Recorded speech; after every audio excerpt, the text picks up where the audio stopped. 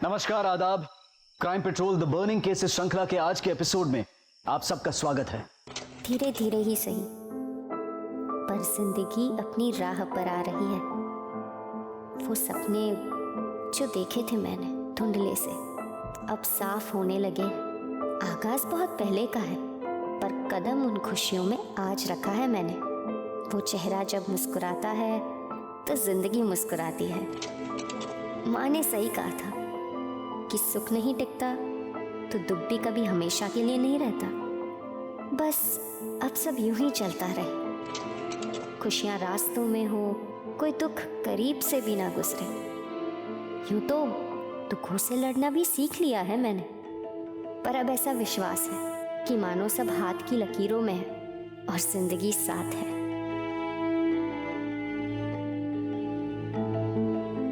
बहुत मिन्नतें की थी जिंदगी से हमने, लो अब उसने हाथ थामा है। माँ ने सही कहा था, समय के साथ सब ठीक हो जाता है। ऐसा लगता है मानो मेरी जिंदगी को उसकी मंजिल मिल ही गई।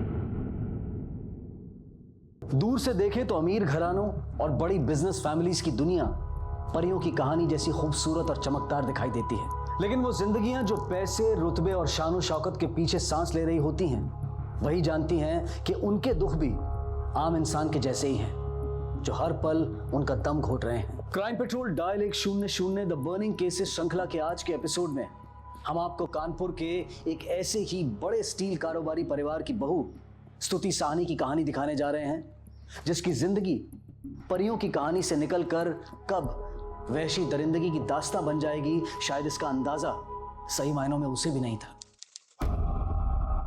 सर मेरी वाइफ शांत होकर बताइए क्या हुआ है, क्या बात है? सर मेरी वाइफ को 4 गुंडों ने किडनैप कर लिया सर। अरे क्या हुआ? आयुष, मुझे सर्दी और जुकाम हो रखा है, एसी से प्रॉब्लम हो रही है। प्लीज एसी बंद करके विंडोज खोल दीजिए ना।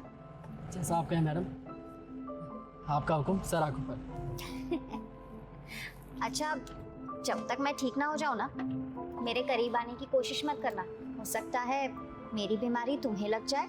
अब मैडम जो कुछ तुम्हारा है वो सब मेरा है, तो दूर जाने की बात तो तुम भूल ही जाओ, और ज्यादा दूर जाने की बात की ना तो मैं अभी तुम्हारे करीब आ जाऊंगा। आके दिखाऊं? हाँ आयुष, अरे क्या हुआ? तुम भी ना, रास्ता है, लोग हैं, कोई देख लेगा तो। सारा मजा इसे दे दे क्या? थोड़ा हमें भी दे दो। अबे साले मेरी बीवी है, तमीज से बात कर। गाली दे रहा है, गाली दे रहा है, रुक रहा गाड़ी। आप बता मुझे, तेरी तो दिखा दो तुझे और तेरे छमिया को। हाँ देखता हूँ क्या बताना तू। आयुष, वो गुंडे हैं, आप नहीं। उधर ना मत आयुष। अरे इनको बताता हूँ मैं अभी। आयुष, छोड़ इसको। क्या कर रहा है? छोड़। तेरी तो साले। आयुष,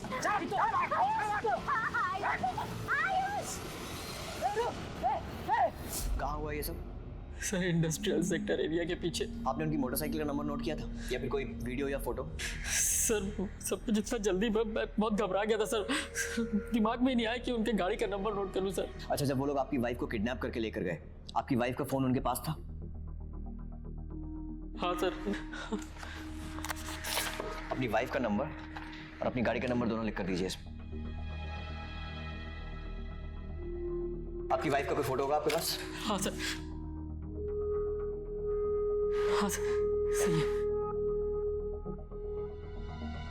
इनकी कार को सर्वेलेंस पे डालो और इनकी वाइफ के फोन नंबर को ट्रैकिंग पे डालो। क्या नाम बताया अपनी वाइफ का? स्तुति। स्तुति। उनके फोन को ट्रैकिंग पे डालो, अगर फोन ऑन है तो हो सकता है उसकी लोकेशन हमें मिल जाए। ठीक है सर। सर मिल तो जाएगी ना सर? देखिए हम लोग कोशिश पूरी करेंगे। आप उस सुनसान जगह पर करने क्या गए थे? सर मैं और स्तुति डिनर पर गए थे, उसके बाद उसने कहा कि उसको लॉन्ग ड्राइव पर जाना है। सर इस वक्त शहर में बहुत ट्रैफिक रहता है, तो मैं उसको उस रोड पर लेकर गए। कितनी देर पहले हुआ ये सब? सर तकरीबन 1-1.5 घंटा पहले। 1-1.5 घंटा पहले? आपकी वाइफ को 1-1.5 घंटा पहले किडनैप कर लिया गया और आप अब आ रहे हैं पुलिस स्टेशन में रिपोर्ट लिखाने के लिए। आपको मौका वारदात से फोन करना चाहिए था ना। सर मैंने आपको बताया ना, मैं बहुत घबरा गया था सर। मैंने पापा और चाचा जी को फ़ोन किया था सर, बल्कि इन्होंने ही कहा कि मुझे पुलिस स्टेशन आना चाहिए।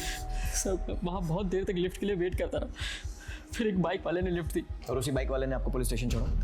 नहीं सर उसने मुझे चौक पर छोड़ दिया था, वो फिर अपने रास्ते निकल गया, मैं यहाँ आ गया सर। उन लोगों की कुछ शक्ल देखी थी आपने? कोई भी हुलिया वगैरह कुछ भी याद है? हमारे स्केच आर्टिस्ट को बता पाएंगे? सर सब कुछ इतनी सर जल्दी में कुछ समझ में नहीं आ रहा था, झगड़ा हो रहा था सर पर थोड़ा बहुत मुझे याद है, वो मैं बता सकता हूँ sir. Singh sir, sketch artist को बुलाओ। Okay sir.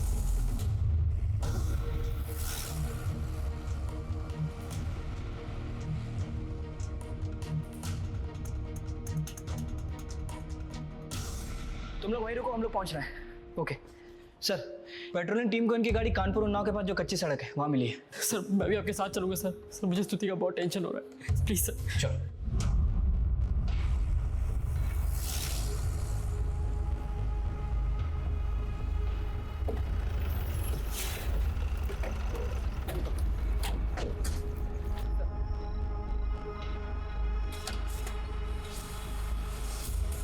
क्या हुआ स्तुति?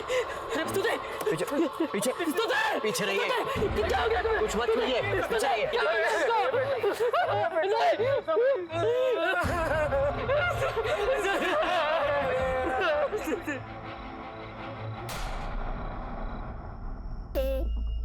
सर ये आयुष ने कहा था कि स्तुति आगे वाली सीट पे बैठी थी, फिर अपने पीछे कैसे आ गई? उन लोगों ने पीछे खींचा होगा, लेकिन उसके हाथ की उंगली काटने का क्या मकसद हो सकता है? सर हो सकता है कि अंगूठी निकालने की कोशिश की लेकिन नहीं निकली हो तो उंगली काट दी हो। मतलब ये सब लूटपाट के इरादे से हुआ। तो फिर सबसे कीमती चीज़ ये गाड़ी क्यों छोड़ के दोनों? सर हो सकता है कत्ल करने के इरादे से ना आया हो, लेकिन कत्ल हो गया और फिर एक घबराहट में गाड़ी छोड़ के चले गए। पासवान मुझे नहीं लगता कि ये सिर्फ लूटपाट का मामला है, कुछ तो। क्या, बॉडी को पोस्टमार्टम के लिए भेजो और आसपास इस रोड पे जहाँ भी जो भी सीसीटीवी फुटेज मिले सब अरेंज करो। ठीक है सर। हमारी पूरी टीम अपराधियों को पकड़ने में लग गई। शहर में चारों तरफ नाकाबंदी करवा दी है। मुझे पूरी उम्मीद है कि हम लोग उनको जल्दी पकड़ लेंगे। पोस्टमार्टम और कुछ और फॉर्मेलिटीज़ के बाद बॉडी आप ले जा सकते हैं। आयुष, मुझे मालूम है तुम्हारे लिए मुश्किल होगा, पर उन अपराधियों के अधूरे स्केच अगर तुम पूरे करवा सको तो उन्हें पकड़ने में बहुत मदद मिलेगी। आपको अभी भी स्केच की पड़ी है। My wife is dead. कल देर रात कुछ लुटेरों ने इस शहर के सबसे बड़े स्टिल्किंग प्रियम साहनी की बहू स्तुति साहनी की हत्या कर दी है। जिस वक्त यह हादसा हुआ उस वक्त स्तुति के पति आयुष साहनी भी उनके साथ थे। सर बताइए ना, अचानक से ये सब कैसे हुआ? सर ये दुश्मनी का एंगल है सर। क्या आप इसे पुलिस प्रशासन की नाकामी भी मानेंगे? मैं पुलिस वालों के आगे हाथ जोड़ता हूँ कि वो गुनहगारों को पकड़ के सजा दे पाए। जब तक उन्हें सजा नहीं मिलेगी तब तक उसे शांति नहीं मिलेगी। प्रियम साहनी की बहू स्तुति साहनी।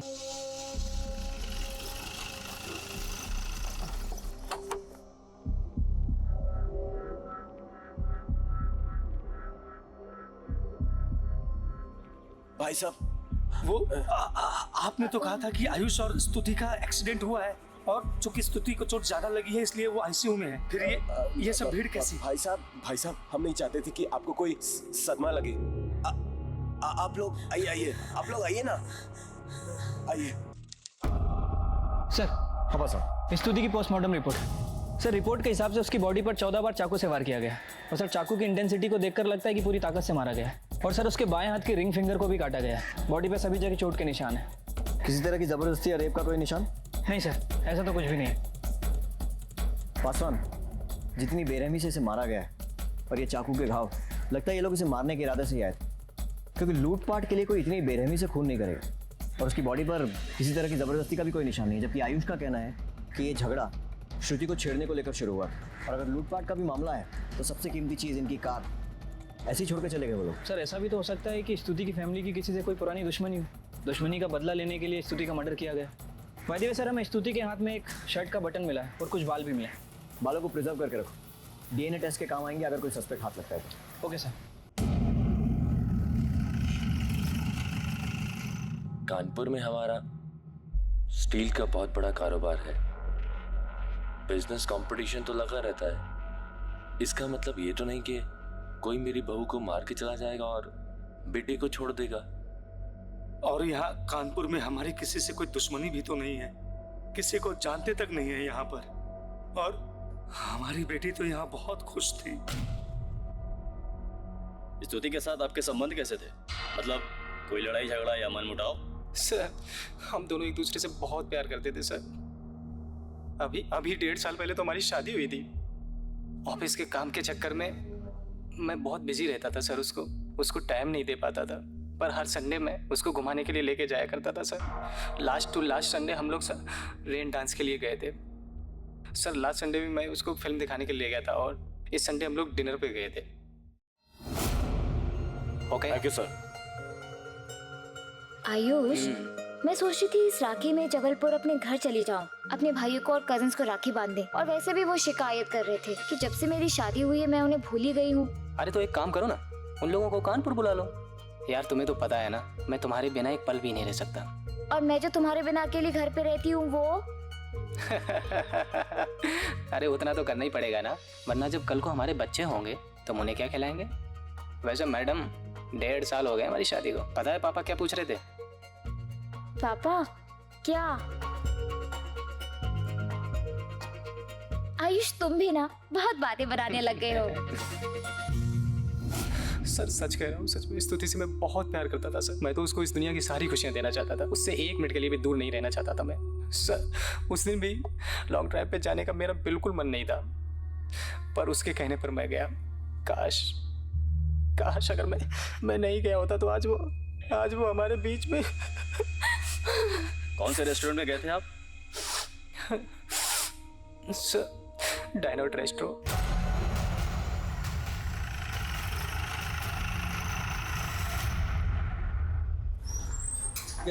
14 जुलाई की रात का सीसीटीवी फुटेज देखना है हमें। Okay sir. इसके अलावा और कहीं सीसीटीवी लगा है रेस्टोरेंट में? रेस्टोरेंट के एंट्रेंस पे। दिखाइए वो फुटेज। ये अपनी बीवी को अकेला छोड़कर कहाँ जा रहा है? पसंद सर, आसपास की सारी दुकानों में पता करते हैं, जहाँ जहाँ पर सीसीटीवी लगा है उसका फुटेज देखते हैं, पता करते हैं ये यहाँ से निकल कर गया कहाँ था। आप अपनी पत्नी को रेस्टोरेंट में अकेला छोड़कर कहाँ गए थे?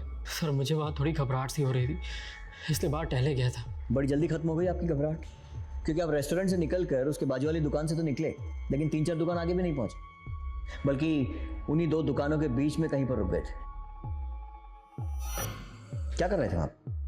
सर मुझे बिजनेस से रिलेटेड कुछ ज़रूरी कॉल्स आ गए थे, तो उनसे बात करने के चक्कर में वहीं रुक गया था। और कपड़े वो कहाँ पर बदले? क्योंकि रेस्टोरेंट में तो आप शर्ट में थे, और जब पुलिस स्टेशन आए थे तो टी-शर्ट में थे। सर उस दिन झगड़े में मारपीट पे मेरी शर्ट फट गई थी, सारे बटन टूट गए थे, इसलिए जब पापा को फ़ोन किया तो मैंने उनसे कहा था कि मेरे लिए कोई कपड़ा लेते आए। मारपीट? लेकिन उस रात जब आप पुलिस स्टेशन आए थे तो आपके बदन पर खरोच तक नहीं थी, और आपकी घबराहट बड़ी अजीब है, और कुछ याद नहीं रहा, सिर्फ कपड़े मंगाना याद रहा। सर आप कहना क्या चाह रहे हैं? मैं झूठ कह रहा हूँ? मैं सिर्फ कुछ पता लगाने की कोशिश कर रहा हूँ। मुझे वो शर्ट चाहिए जो आपकी मारपीट में फट गई थी। इसीलिए लोग पुलिस वालों पर भरोसा नहीं करते। अरे मेरी बीवी का खून हुआ, उसके कातिल को पकड़ने की बजाय आप मुझे को फंसा रहे हैं। पत्नी को बेइंतहा प्यार करने वाला पति जो हर घड़ी उसकी याद में रो रहा था, उसकी हर बात के अलग पहलू दिखाई दे रहे थे। पुलिस का शक गहराता जा रहा था। पुलिस का पहले से मानना था कि यह कत्ल सिर्फ लूट के इरादे से नहीं, बल्कि उससे भी बड़ी षड्यंत्र की बू लिए हुए है, और सीसीटीवी की फुटेज ने शक की इस गंध को और बढ़ा दिया। सवाल कई थे। आयुष स्तुति को छोड़कर कहां और क्यों गया? इस हादसे की खबर इतनी देर बाद क्यों दी गई? रेस्टोरेंट से पुलिस स्टेशन के बीच में आयुष के कपड़े कैसे बदले? और जो बात शक को सबसे ज्यादा पुख्ता कर रही थी वो ये कि जिस प्यार और अपनेपन का बखान आयुष कर रहा था, वो दोनों के बीच नदारत था। क्या पुलिस सही दिशा में थी या वो भ्रमित हो रही थी? क्या ये केस सुलझने वाला था या फिर और भी ज्यादा उलझने वाला था? आयुष जी, आपको क्या लगता है आपकी बीवी के कत्ल की वजह लूटपाट है या कुछ और? पुलिस रेस्टोरेंट का सीसीटीवी क्यों छान रही है? क्या उन्हें आप पे शक है कि कहीं आपने? ये क्या बकवास कर रहे हैं आप लोग? एक तरफ आप लोग हैं जिन्हें किसी के दुख से कोई लेना देना नहीं है, और दूसरी तरफ पुलिस जो जल्द से जल्द इस केस को खत्म करने के लिए मुझे को फंसा रही है। मैं स्तुति से बहुत प्यार करता हूँ और करता रहूंगा। मेरी आप लोगों से रिक्वेस्ट है कि प्लीज मुझे परेशान मत कीजिए। One more question. Paswan sir, इसके कॉल रिकॉर्ड्स निकलवाओ तो। इसे पुलिस पे भरोसा दिलाना बहुत जरूरी है। ठीक है सर। केस बहुत हाई प्रोफाइल था, साहनी परिवार कानपुर शहर का जाना माना परिवार था और ऊपर से पुलिस पर सीनियर्स का भी प्रेशर था, इसलिए पुलिस हर कदम फूंक फूंक कर रख रही थी।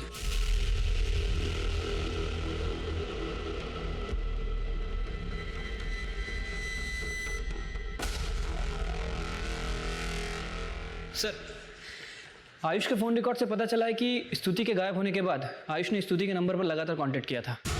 और सर ये देखिए, ये एक नंबर है। आयुष जब रेस्टोरेंट में था तो इस नंबर पर लगातार टेक्स्ट कर रहा था और रेस्टोरेंट से निकलने के बाद भी उसने इस नंबर पर कॉल किया था। किसका नंबर? सर किसी सपना के नाम रजिस्टर्ड है, आयुष के ऑफिस में ही काम करती है। और सर ये रहे वो इसके जो आयुष ने बनवाए थे।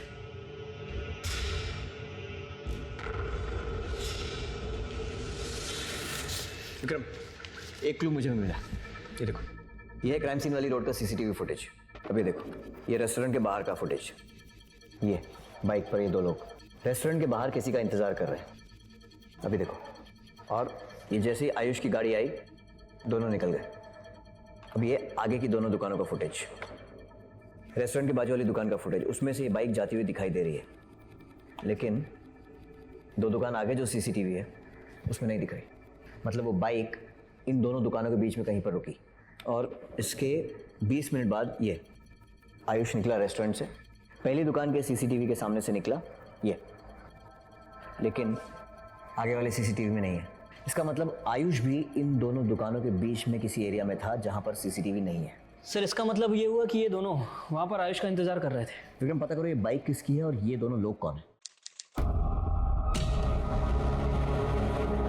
नहीं सर, ये वो लोग नहीं है, मैंने दोनों को पहले कभी नहीं देखा। ये दोनों रेस्टोरेंट के बाहर रुके हुए थे और जब आप वहां पहुंचे तो वहां से निकल गए और फिर आगे की 2-3 दुकानों के बीच में रुके हुए थे जहां पर सीसीटीवी नहीं था। फिर जब आप बातचीत करके वापस रेस्टोरेंट में गए तब ये वहां से निकल गए।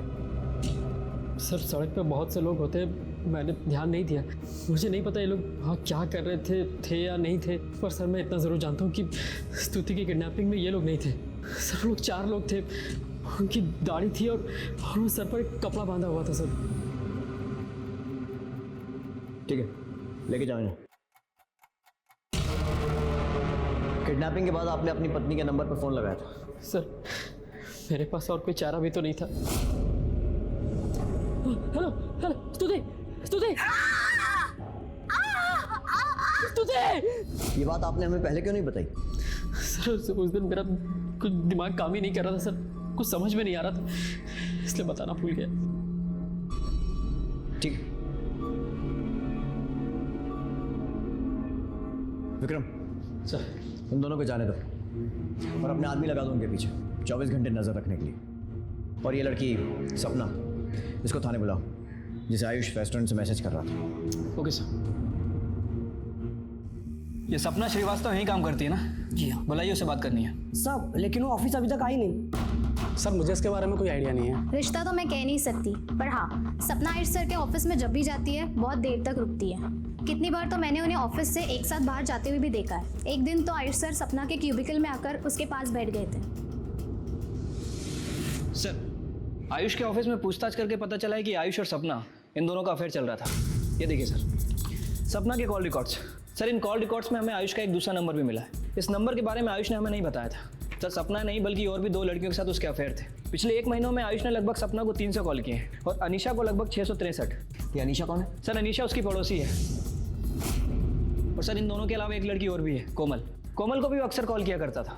अभी कोमल कौन है? सर कोमल उसके घर में काम करने वाली बाई है। क्या वो अपने घर की बाई को भी इतने फोन करता था? क्यों? सपना ही है सर। मेरा आयुष सर के साथ में कोई अफेयर नहीं है। जिन लोगों ने भी आपको ये बातें बताई हैं वो जलते हैं मुझसे। उनको कुछ काम तो है नहीं, सिर्फ दूसरों की बातें बनाते हैं। और आप शायद कुछ ज़्यादा ही काम करती हैं, इसीलिए रात को 2 बजे तक घंटों घंटों बातें करनी पड़ती हैं। देखिए आपके कॉल रिकॉर्ड्स हैं। सर वो मैं। सपना जी, हमने आयुष के ऑफिस में इंक्वायरी की है। पता चला है कि आप आयुष की कुछ ज़्यादा ही फेवरेट थी। सर आप जैसा सोच रहे हैं वैसा कुछ नहीं है। हम जो सोच रहे हैं उससे भी ज़्यादा है। मामला तो ये है कि आपका और आयुष का अफेयर चल रहा था और आप दोनों के बीच में स्तुति रोड़ा बन रही थी, इसलिए उसे रास्ते से हटाने के लिए आप दोनों ने उसका खून कर दिया। सर ये आप क्या कह रहे हैं? मैंने ऐसा कुछ नहीं किया है। खुद नहीं किया तो किसी और से करवाया होगा, और हमें ये पता लगाने में और साबित करने में ज़्यादा टाइम नहीं लगेगा। और जो तुमने किया है ना, उसके लिए कितना खून की साजिश, खून में साथ देना। लंबा अंदर जाएगी नहीं? सर मैं क्यों अंदर जाऊंगी? मैं मानती हूँ आयुष सर से मेरा अफेयर था, लेकिन सर वो सिर्फ एक फोर्स था। वो हमेशा मेरे पीछे पड़े रहते थे। सर आयुष सर हमेशा मुझे इमोशनल ब्लैकमेल करते थे कि मैं तुमसे प्यार करता हूँ, तुमसे शादी करना चाहता हूँ, तुम्हारे बिना नहीं रह सकता। सर वो मुझसे फिजिकल रिलेशन बनाना चाहते थे। आयुष सर। सपना आई लव यू सपना। सपना मैं तुमसे बहुत प्यार करता हूँ। मैं तुमसे बहुत प्यार करता हूँ। उस दिन भी वो रेस्टोरेंट से मुझे मैसेजेस कर रहे थे। सर मुझे ये जॉब बड़ी मुश्किल से मिली थी। मैं सिर्फ और सिर्फ अपनी जॉब बचा रही थी। झूठी कहानी बनाना बंद करो। सच तो यह है कि आयुष से शादी करने के लिए तुमने स्तुति का खून करवा दिया। सर मैं ऐसा क्यों करूंगी? अगर तुम झूठ भी बोल रही होगी ना, तो हम पता लगा ही लेंगे कि स्तुति को किसने और किसके कहने पर मरवाया है, और तब तुम्हारा बचना नामुमकिन है। पुलिस को शक है कि स्तुति के पति का हाथ हो सकता है स्तुति के कत्ल में। ये कितना सच है या कितना झूठ, ये तभी तय हो पाएगा जब पुलिस अपनी पूरी तहकीकात कर लेगी। अगर इसने कुछ नहीं किया है तो पुलिस इस पर शक क्यों कर रही है? क्योंकि मैं कानपुर के स्टील इंडस्ट्री के किंग का बेटा हूँ। पुलिस कैश कराना चाहती है मेरी इमेज को, मोटा पैसा खाना चाहती है। और न्यूज वालों का क्या, ये तो होता ही है लोगों को बदनाम करने के लिए। भाई साहब आप हमारे आयुष को गलत समझ रहे हैं। हमारा बेटा ऐसा कर ही नहीं सकता। वो तो स्तुति से बहुत प्यार करता था। झूठ बोल रहे हैं आप लोग। स्तुति ने बताया था, तुमने उसे कभी पत्नी का दर्जा दिया ही नहीं। पर माँ आप मेरी बात समझने की कोशिश तो कीजिए। मैं क्या कहना चाहती हूँ सुनने तो सही। देखो बेटा, पति पत्नी के बीच में मनमुटाव चलते रहता है। पर माँ वो मुझे पत्नी मानते ही कहाँ है। सच कहूँ तो मैं उन्हें समझने की कोशिश करके भी थक चुकी हूँ माँ। मैं कंफ्यूज हो चुकी हूँ। रेन डांस के लिए लेकर गए पर पूरा टाइम फोन पर लगे रहे। मुझसे 1 मिनट बात तक नहीं की माँ उन्होंने। माँ समझ में नहीं आता कि वो मेरे साथ रहना भी चाहते हैं या नहीं, और अगर नहीं रहना चाहते तो मुझे जिद करके अपने साथ क्यों लेकर जाते हैं घुमाने। स्तुति बगल में होने के बावजूद ये रात भर किसी लड़की से फोन पे बात करता था। मेरा किसी से कोई अफेयर नहीं था, मैं सिर्फ स्तुति से ही प्यार करता था।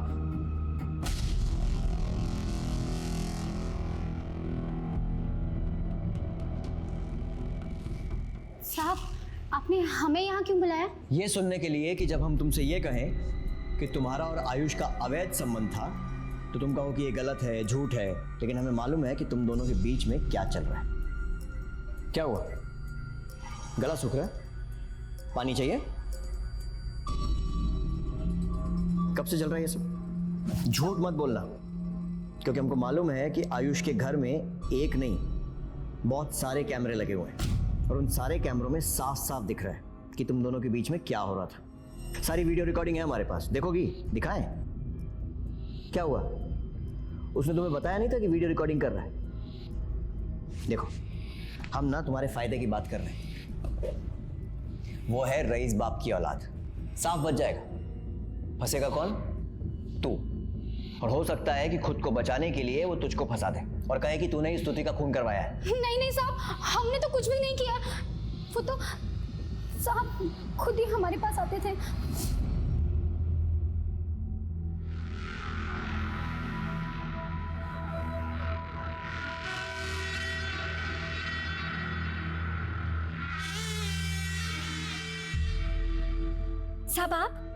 साहब कोई देख लेगा। अरे कौन देखेगा, घर पर कोई है ही नहीं, सिर्फ मैं और तुम।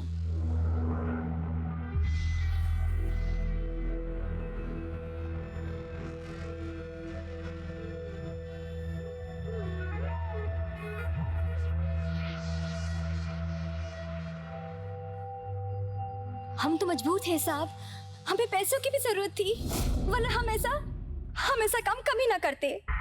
ठीक, जाओ। सर, आपने इसे झूठ क्यों कहा कि आयुष ने वीडियो रिकॉर्डिंग कर रखी है? विक्रम, कभी कभी सच उगलवाने के लिए झूठ बोलना पड़ता है, नहीं तो वो कभी नहीं मानती कि उसका और आयुष का संबंध था। ये तीसरी लड़की कौन है जिसका आयुष के साथ संबंध है? सर, अनीशा।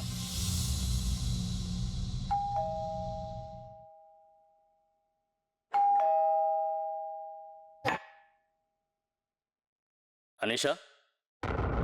जी मैं ही हूँ। आप तो बता सकते हैं क्या बात करनी है? काफी ब्लंट है आप। चलिए आपसे सीधे ही पूछ लेता हूँ, आपका और आयुष का क्या रिश्ता है? रिश्ता क्या है सर? वो जो बगल में बंगलो है वो आयुष का है और हम पड़ोसी हैं। ताजुब की बात है कि आप अपने पड़ोसी से घंटों बातें करती हैं, वो भी फोन पर। इतना कि एक महीने में 663 कॉल। सर वो मेरे बचपन का फ्रेंड है और आयुष मुझसे हर बात शेयर करता है। आई एम श्योर कि फ्रेंडशिप होना कोई क्राइम नहीं है, राइट? तो पहले हम ये पता लगा लेते हैं कि ये फ्रेंडशिप कैसी और कितनी गहरी है, और उसके बाद आपको क्राइम की डेफिनेशन भी दे देंगे। Okay, thank you. Thank you. हाँ बस निकल रहे हैं घर के लिए। सर ये आयुष तो काफी रंगीन मिजाज का निकला। Good night sir. Good night. 3 लड़कियों से अफेयर और घर में एक बीवी भी। सर कहीं यही तो कारण नहीं है स्तुति के मर्डर का? पासवान, 3 लड़कियों के लिए मर्डर करना थोड़ा मुश्किल लगता है। अपने अब तक के कैरियर में एक ही चीज देखी है मैंने, मर्डर कोई तभी करवाता है जब किसी एक को पाने की जिद लिए बैठा हो।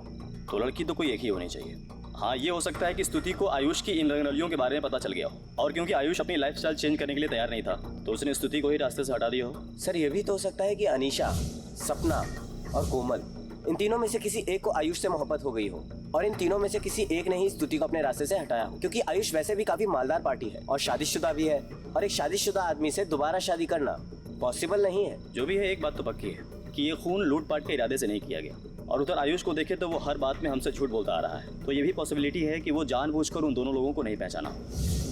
नहीं सर, ये वो लोग नहीं है। चल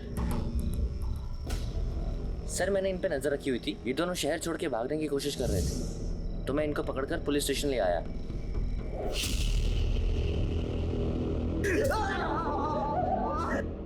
आप लोगों ने मारा था साहब स्तुति को।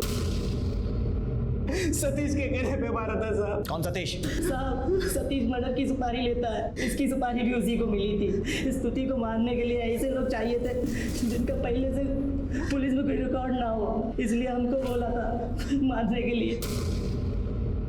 साहब हमें बहुत पैसे बोला था साहब, सारी जिंदगी एड़ी रगड़ से तो भी नहीं कमा पाते। जब स्तुति का मर्डर किया सतीश तुम्हारे साथ था? नहीं साहब, नहीं था। हथियार कहाँ से मिले? साहब हथियार तो हमें सतीश नहीं दिए थे।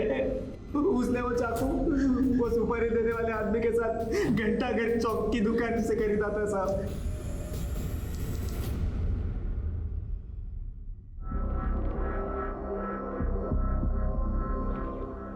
सब यही है सतीश, और ये वो आदमी जिसने सुपारी दिया था।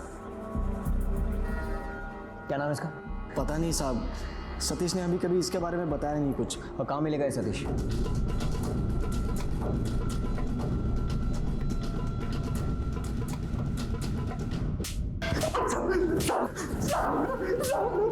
देख, मोनू और बीनू ने सब कुछ उगल दिया है। उन्होंने बता दिया है कि तूने ही उन दोनों को किसी आदमी से मिलवाया था जिसने स्तुति की मर्डर की सुपारी दी थी। ठीक है, ये देख, उसी आदमी के साथ तू चाकू खरीदने गया था, और उसकी स्तुति की पोस्टमार्टम रिपोर्ट में भी ये साफ साफ लिखा है कि ऐसे ही 2 चाकुओं से उसे मारा गया था। हमें यह भी पता है कि मर्डर के टाइम पर तू वहाँ नहीं था, तूने ही इन दोनों को उस आदमी से मिलवाया था। कौन था वो आदमी? बोल साहब। शैलेश है ये। कौन शैलेश? अनीशा मैम साहब का ड्राइवर है। शैलेश आपका ड्राइवर है? जी हाँ। कब से? काफ़ी पहले से, बल्कि जब मैं दिल्ली शिफ्ट हो गई थी तो वो चला गया था, पर काम के सिलसिले में वापस कानपुर आना पड़ा तो मुझे ड्राइवर की ज़रूरत थी, और शैलेश काम ढूंढ रहा था तो मैंने उसको काम दिया था। बता सकती हैं अभी कहाँ होगा? बहुत दिनों से वो दिखा नहीं है। आपने कहा कि शैलेश आपका काफ़ी पुराना ड्राइवर है। जी। तो उसके शहर का या गांव का कहीं का तो एड्रेस होगा ना आपके पास? हाँ। पासवान सर, अपनी एक टीम फौरन शैलेश के गाँव भेजो। ठीक है सर।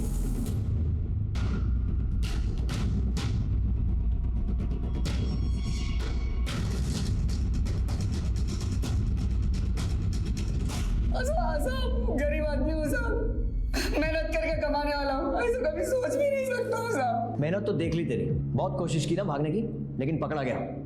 और गरीबी भी देख ली, इतना सारा सामान एक साथ घर में, बीवी के लिए मोबाइल फोन, बच्चों के लिए कपड़े, खिलौने, सारे गरीब आदमी ऐसी खरीदारी करते हैं। बोल कहाँ से आया इतना पैसा?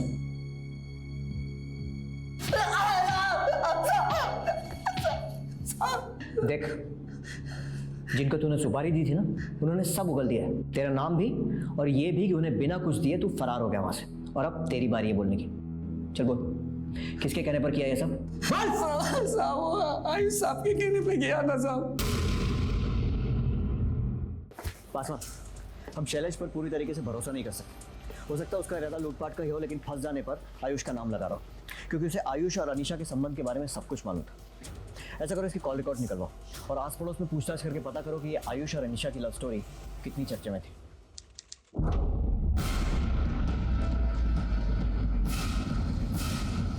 तुम इस मोहल्ले के चौकीदार हो ना? जी साहब। ये आयुष को देर रात कभी कुछ ऐसा करते हुए देखा जो अजीब लगा? छोटा मुंह बड़ी बात साहब, और हमने कई बार रात को आयुष साहब को अनीशा मैम साहब के घर जाते देखा है।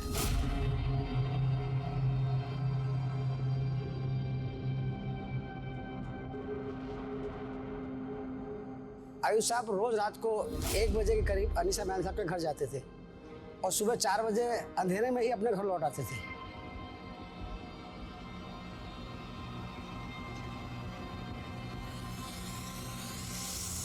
सर मैं मानता हूँ कि मेरा अनीशा के साथ अफेयर था, पर इससे ये बात तो साबित नहीं होती ना कि मैंने स्तुति का खून किया है।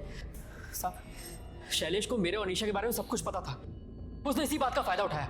उस दिन वो लूट के इरादे से आया, उसने देखा होगा कि स्तुति ने उसको पहचान लिया, तो उसने उसका भी खून कर दिया और अब वो मुझे सॉफ्ट टारगेट बना रहा है। सर मैं आपसे कह रहा हूँ ये सब कुछ किया धरा शैलेश का है, उसने आपसे भी झूठ बोला है। साहब झूठ बोल रहे हैं साहब। स्तुति मैडम की मर्डर की तैयारी 1 महीने से चल रही थी साहब। 50,000 रुपये देंगे बोले थे, 20,000 रुपये एडवांस भी दिया था साहब। 2 बार उनको मारने की कोशिश भी की थी साहब। वो क्या बोलते हैं ना साहब, वो बारिश में डांस होता है ना साहब, रेन डांस साहब। तभी उन्होंने हमको वहाँ पे 12 बजे बुलाया था, वो नदी के पुल के पास, ताकि मैडम को मार के वो फूल में फेंक देंगे।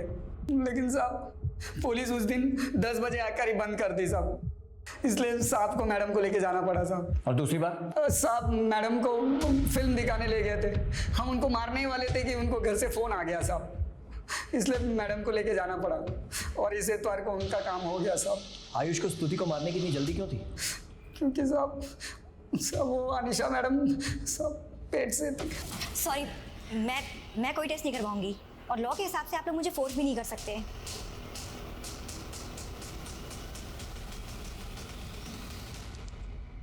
आयुष क्या ये सच है कि अनीशा प्रेग्नेंट है और आप उसके बच्चे के बाप है? बकवास है ये। मैंने अपनी जिंदगी में सिर्फ एक ही औरत से प्यार किया है और वो है मेरी बीवी स्तुति। पता नहीं आप सब लोग मुझे क्यों इतना दुखी करने पर तुले हुए। स्तुति तो मुझे छोड़कर कहाँ चली गई। देखो इन लोगों ने मेरा क्या हाल बना दिया है। सर स्तुति की डेड बॉडी के हाथ में जो बाल मिला था उसकी डीएनए रिपोर्ट आ गई। सर वो डीएनए इन चारों के डीएनए से मैच नहीं करता। सर हो सकता है कि ये बाल आयुष का ही हो सकता है, लेकिन डीएनए रिपोर्ट में अगर ये साबित हो भी गया तो भी आयुष के पास बहाना रहेगा कि जब गुंडों के साथ मारपीट हो रही थी तब स्तुति ने उसे बचाने की कोशिश की और शायद तभी वो बाल इसके हाथ में आया हो। हमें और ठोस सबूत चाहिए पासवान।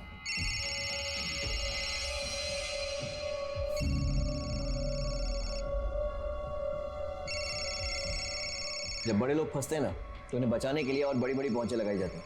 क्या इसे छोड़ो, आयुष को जरा थाने लेकर आओ। Okay sir.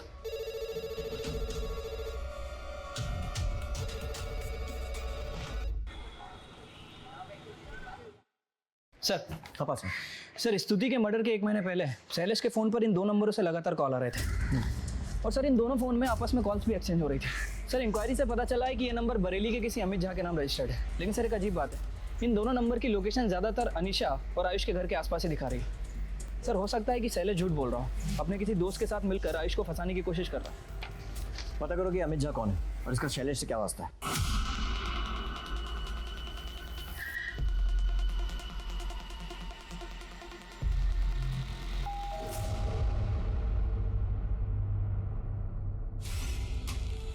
अमित झा आप ही हैं? जी हाँ, मैं अमित झा हूँ। ये दोनों आपके नंबर है?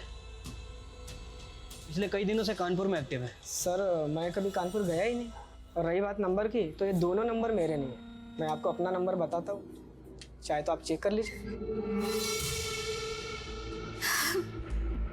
हमने सोचा था हमारी बेटी बहुत खुशनसीब है, इतने बड़े घर में जो जा रही है, पर उस घर में उसे एक पल की खुशी तक नसीब नहीं हुई। आयुष उससे कभी प्यार से बात तक नहीं करता था। स्तुति ने मुझे ये बात फोन पे बताई थी कि आयुष का किसी के साथ अफेयर चल रहा है। जब वो लोग दोनों हनीमून के लिए गए थे, उसके अगले दिन ही उसे ये बात पता चल गई थी, क्योंकि आयुष हमेशा फोन पे बिजी रहता था और मेरी बेटी रात भर रोती थी। आयुष उसके बगल में जाता था पर कभी ये नहीं पूछता था कि क्यों रो रही हो तुम। ये बात मेरी बेटी ने कभी किसी को नहीं बताई। वो अपना सारा दुख अपनी एक डायरी में लिखती थी।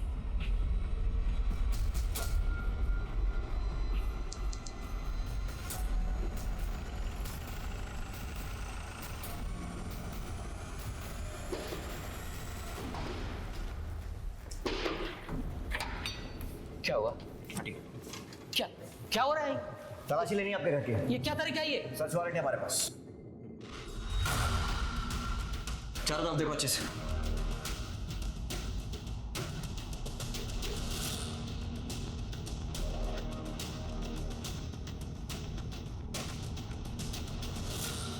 सर, ये डायरी मिली है।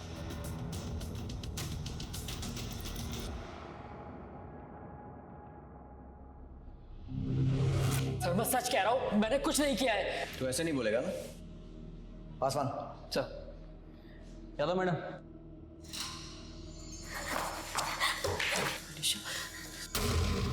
तेरे खिलाफ हमारे पास एक नहीं बहुत सारे सबूत हैं। शैलेश से कत्ल का हथियार बरामद हो चुका है।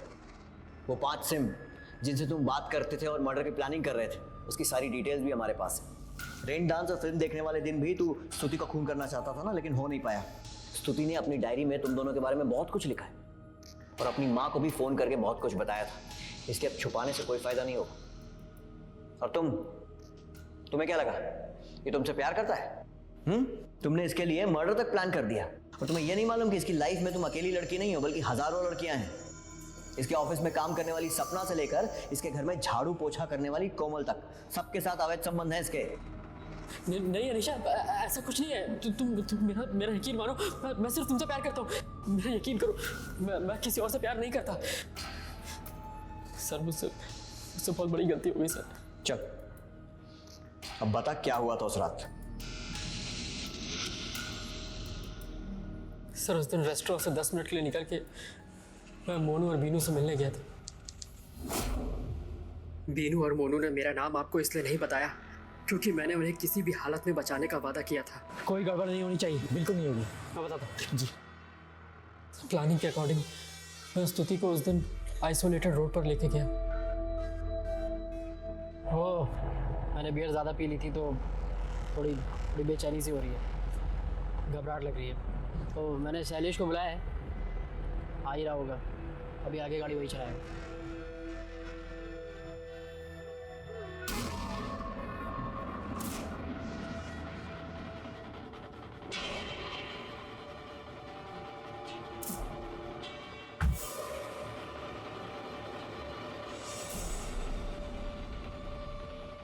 आज मैं तुम्हें ऐसी ड्राइव पर भेज रहा हूँ जहाँ से तुम कभी वापस नहीं आ पाओगे।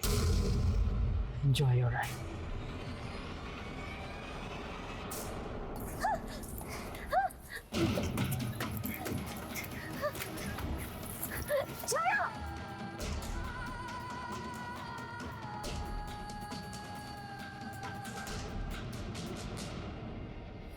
उसकी उंगली क्यों काटी? अंगूठी चुराने के लिए? अरे नहीं साहब, वो आयुष साहब ने कहा वो स्तुति मैडम से इतनी नफरत करते हैं, सुहाग की कोई निशानी नहीं छोड़ना चाहते हैं साहब, इसलिए उन्होंने उनकी उंगली भी काटने को कहा था जिसपे उनके नाम की अंगूठी पहनी थी। उसके बाद मैंने उससे और फोन दोनों अनीशा को दे दी ताकि वो उसको डिस्ट्रॉय कर दे। लेकिन उसे मारा क्यों? डिवोर्स भी तो दे सकते थे ना। वो डिवोर्स के साथ एलिमनी में मेरी आधी प्रॉपर्टी भी ले जाती सर। और सर अनीशा भी तो प्रेग्नेंट थी, इसके पापा भी धमकी दे रहे थे किसी और से शादी करने की। सर हम दोनों 2.5 साल से साथ थे, हम दोनों अलग नहीं होना चाहते थे सर। लेकिन तुम तो स्तुति से पहले अनीशा को जानते थे ना, तो इससे शादी क्यों नहीं की? सर मैं और आयुष शादी करना चाहते थे पर हमारी कुंडली मैच नहीं हुई। क्या बकवास है? जी सर, और इसी वजह से आयुष की फैमिली ने उसकी शादी स्तुति से कर दी। तुम लोग पागल हो क्या? मर्डर प्लान कर सकते हो लेकिन खुद की मर्जी से शादी नहीं कर सकते, कुंडली दोष के कारण। तुम्हारी इस बेवकूफी की वजह से एक मासूम की जान चली गई और अब तुम लोग भी नहीं बचोगे। जेल में सड़ना और अपने कुंडली दोष का निवारण करना। Sorry sir. आयुष सानी को स्तुति के कत्ल की साजिश, सबूत मिटाने और अपहरण के लिए आईपीसी की धारा 356, 302, 201, 120B और धारा 34 के तहत सजा सुनाई गई और अनीशा धमीजा को कत्ल की साजिश और सबूत मिटाने के लिए आईपीसी की धारा 120B, 302 और 210 के तहत सजा सुनाई गई। शैलेश, बीनू और मोनू को अपहरण, कत्ल की साजिश और गहने चोरी करने के जुर्म में आईपीसी की धारा 364, 302, 201, 404 और 120B के तहत सजा सुनाई गई। अक्सर देखा गया है कि पैसे के नशे में मदहोश लोग जुर्म करते हैं ये सोचकर कि पैसे की चमक में उनका अपराध दिखाई नहीं देगा। इसी पैसे के नशे ने आयुष से स्तुति का कत्ल करवाया और फिर अपने आप को बचाने के लिए उसने अपने पैसे और रुतबे का पूरा इस्तेमाल किया। लेकिन वो ये भूल गया कि कानून की आंखों पर पट्टी है जो ना अमीर देखती है ना गरीब।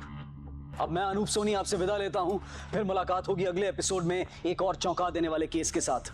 तब तक अपना और अपने परिवार का ख्याल रखें और देखते रहें क्राइम पेट्रोल डायल 100। सवा के को सीख हम सबको। जय हिंद।